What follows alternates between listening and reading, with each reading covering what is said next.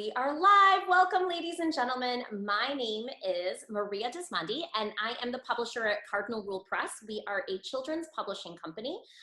We are actually located in the Metro Detroit area, but our team is all remote, as is the rest of the world these days. We connect with writers, oftentimes in our publications, in our newsletters, on our social media, and we have been getting requests from writers about agents. They have questions, they want to know more about how the agent job works, how the submissions process works. So we created this series, and it has been getting a lot of positive feedback. So today we are excited to have Eva, and Eva is here outside of the New York area, Eva Scalzo from the Speilburg Literary Agency. And she is going to talk with us today all about her experience. Welcome. Thank you.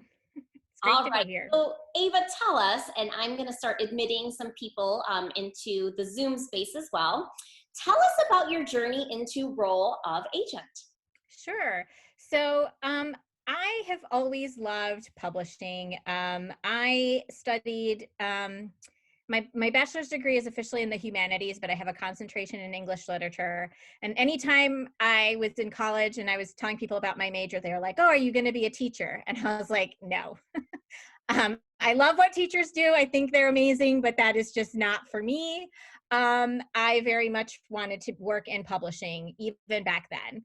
So when I graduated, I actually went to Emerson College, and I have a master's degree in publishing and writing. And after I graduated from Emerson, I worked for many, many years on the scholarly publishing side.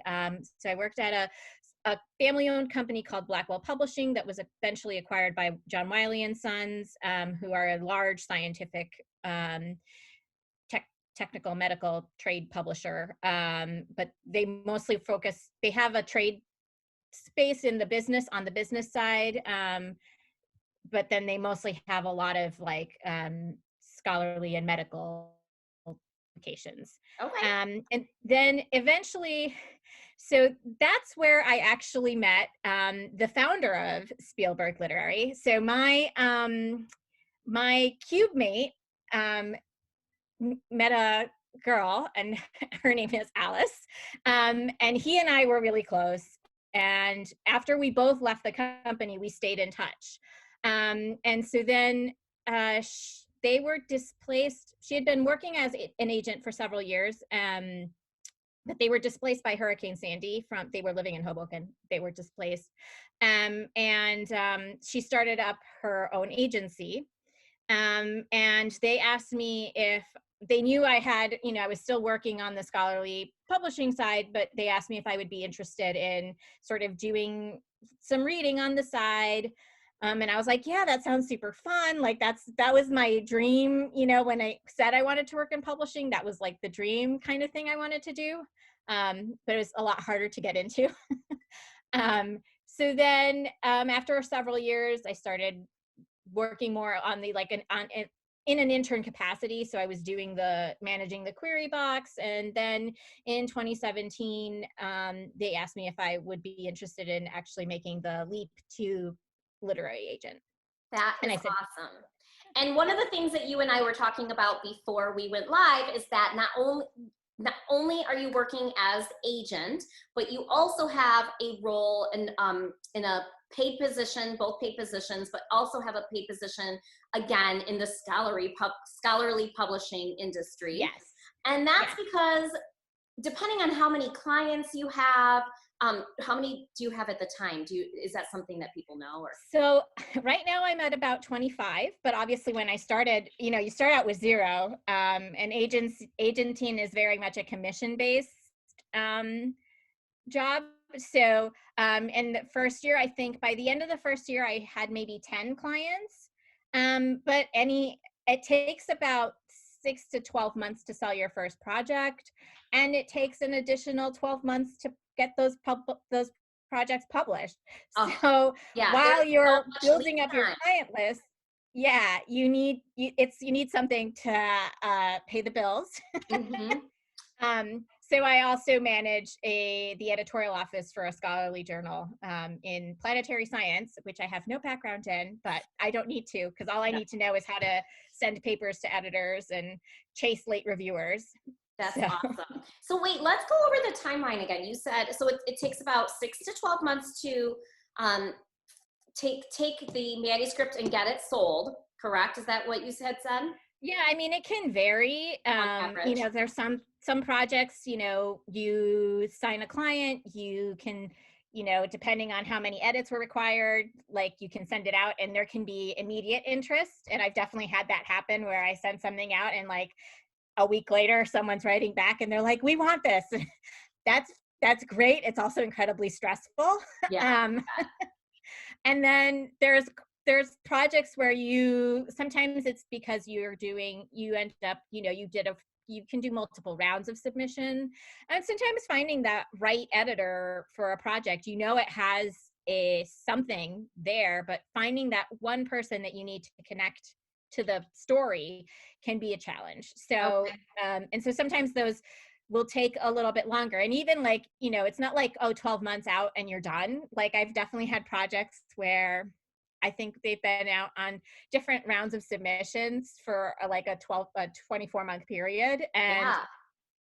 things start to happen. And then it's great. It's exciting and fun, but definitely a different kind of stress. Yeah, and then think about it. So in the publishing industry, when we sign titles, it's typically 12 to 18 months until that book comes out. So now you're looking at almost 2 years from the time you have the client and they're making their first sale. So that totally makes sense. And I think that's really important. It's something that I had shared with you before the call. One of my friends reached out to me watching this series, like, I'm thinking about, like, are these people just working on commission? Well, sometimes, yes, agents are working on commission Mm-hmm. when they have multiple clients and they've been doing it for many years, correct?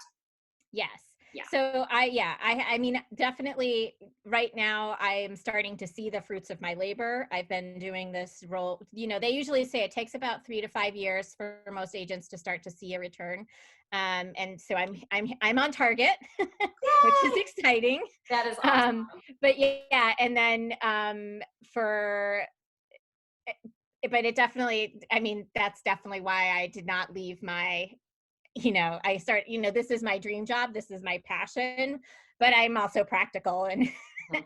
have 3 children that I need to put through school and buy clothes for and Yeah, feed. exactly. So Well, so Ava, let's talk a little bit about relationships. And my first question for you is, what if you sign an author, and I think this happens many times, as from what I've heard, and an author says to you, Ava, I've got this book and I really want one of these two publishers. And they're really kind of trying to put you in a corner and say, I want you to get a deal with these two publishers. How do you mhm. handle a situation where they're like, kind of with the blinders on, like, I must get Scholastic, I must get, Yeah. Penguin or something like that? I mean, I think it's a lot about, almost all client relationships is it's a lot about managing expectations. So, I never say no to authors who have like a specific editor in mind, or if they have someone who's like their dream editor. I tell them to let me know. Mhm. And if there's a reason why it doesn't make sense to publish or to try and approach that person. So like I have one of my authors um, really wanted to work with Simon and Schuster, and but every time she was talking about specific editors, I was always like, "You're writing adult books, and these are YA editors," Mhm. So, like, it's just kind of explaining those kinds of Almost educating details. them on the process, right? Yeah. But and if sometimes it's like something might seem a little bit outside the scope of a publisher, I try to explain, the different market concerns. The more you work with publishers, the more you kind of get to know their personalities and what flies and what doesn't. Mhm. And so my job is to both like advise the author. I'm like, well, if you really want this publisher, then you have to do know that these things might not fly with them, or so just kind of give them tips like that. Mhm. um but I'm also like, I also try to say like, well, we can always submit to these two publishers, but let's also talk about a backup plan. Like if it Exactly. doesn't go anywhere with those two publishers and you still want to see this in print, then we have to look at other people. Yeah. And that's where my job as their agent really comes into play, because I'm the one who knows the market. I know who the people are who are publishing. And I mean, I don't know everyone. So, certainly I've had authors send me tips and say like, oh, I heard from so-and-so. And I'm like, oh, or sometimes it's just like, brain blip. It did not occur to me to include X publisher on my submission list. Yeah. Um, But a big so, part of this, a big part of it is the agent has relationships with editors and publishers, and typically authors do not, unless, clearly they have published works in the market already. So a big part of what we're talking about is relationships. So tell me a little bit, how do you develop relationships with editors and publishers? For example, you and I have never met before. I asked you to do this series, and what if you were going to be pitching, Cardinal Rule Press, one of your clients? How do you connect with a publisher and start that relationship? What are yeah, some so I different mean, examples? I do a lot of just basic email. So I'll email editors, and sometimes, I've definitely sent submissions cold. So I'll do a cold pitch, and I'll just email the pitch and the submission. And so that's honestly, I think that's a great way to start, because, editors will look at it and they'll often say like, well, I've never had the experience where someone has said, why did you send that to me? Never write to me again.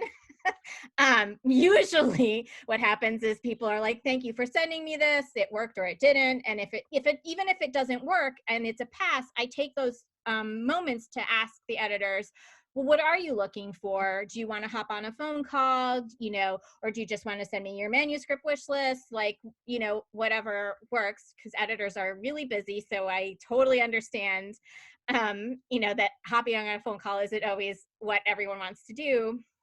But I've also done like Zoom calls with editors. Just sort of to chit chat. No one's doing it this year, but in previous years before I was going to ask you, coronavirus, what kind of events have you done pre-COVID? yeah. So I would go to BEA, and then because BEA is usually in New York, I would, set up meetings, with editors, even if they were not attending BEA. I'd make sure that I'd schedule time with them. I also work a lot in adult romance, so the RWA annual meeting was always a good place for me to meet up with editors, because almost all the editors in the genre are present. Yeah.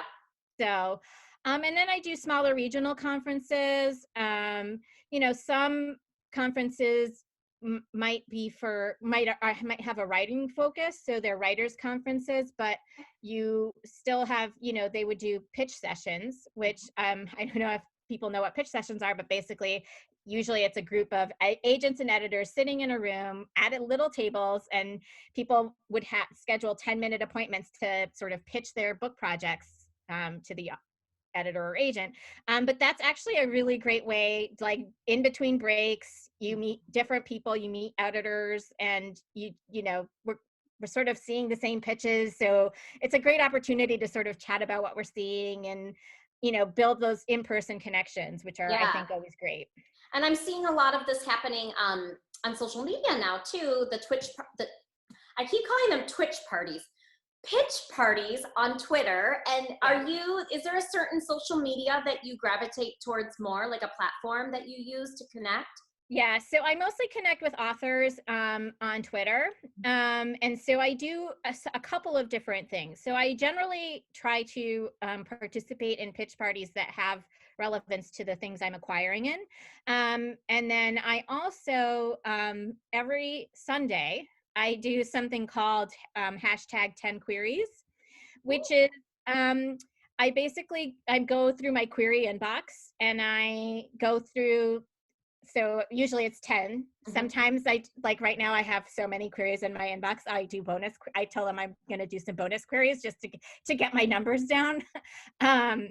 But and I just sort of go through whatever I'm seeing in my inbox and the reason, and I'll tell them the reasons I'm passing on a project, or why I'm requesting one, or what's got me excited.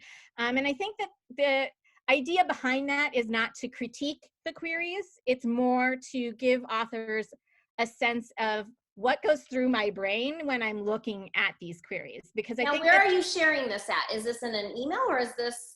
it's on Twitter. So I just do like a Twitter thread, and so I go, each post is a query. So, Okay. and then I label them, and it's all hashtagged I'm under gonna the. check that out. And I love that because it's a way to hold you accountable for getting through some of that, the Yes, inbox. that's why And I like it. yeah, and that's something that I have asked a few of the agents in these series, like, what's your process? And the answer basically is, what process? I have so many emails. I don't have a process. So that's Yeah. awesome. That is really cool. Good for you. Good for you. Well, Yes. this has been like, do you have any final thoughts to share with writers before we wrap things up today? You've given us so many helpful tips on those relationships, the importance of the connections, and the importance of authors trusting the fact that an agent is going to find a good fit publisher for you as well.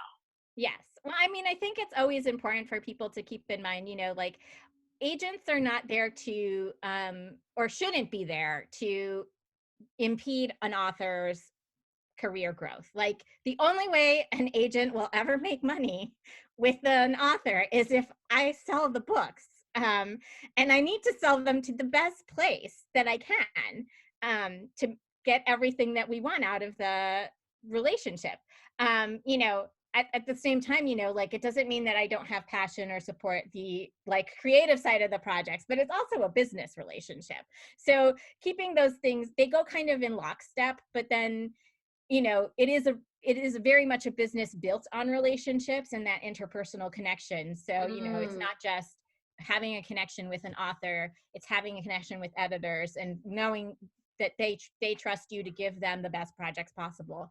And that's something that, as an agent, I'm constantly working to improve. Oh, that's fantastic. And we always pull quotes that we share on social media from these interviews. And that was your quote. Like, you nailed it. Like, it's about the relationships. And oh, that was awesome, Eva. Thank you. Thank Well, you. we have one more interview in our series, ladies and gentlemen, those of you tuning in. I think it's next week, same place, same time.